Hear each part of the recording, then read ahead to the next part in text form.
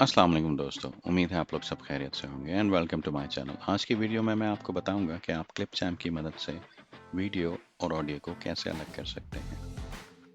तो चलिए आइए चलते हैं वीडियो की तरफ। जैसा कि आप स्क्रीन पर देख सकते हैं कि एक सैम्पल वीडियो मैंने अपनी टाइमलाइन में ड्रैग की हुई है।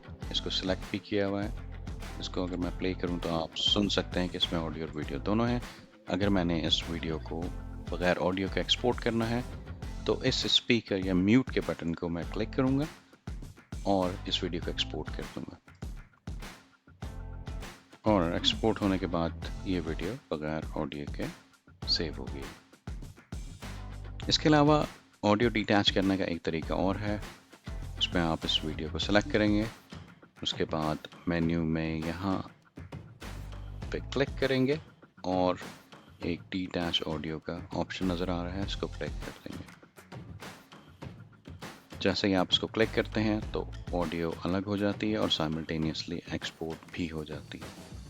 अब आप इसको डिलीट कर सकते हैं और वीडियो को एक्सपोर्ट कर सकते हैं। इस सूरत में ये वीडियो दोबारा बगैर ऑडियो के एक्सपोर्ट हो जाएगी। उम्मीद है आपको आज की वीडियो पसंद आई होगी। Please do not forget to like and subscribe my channel. I'm signing out now. Allah Hafiz.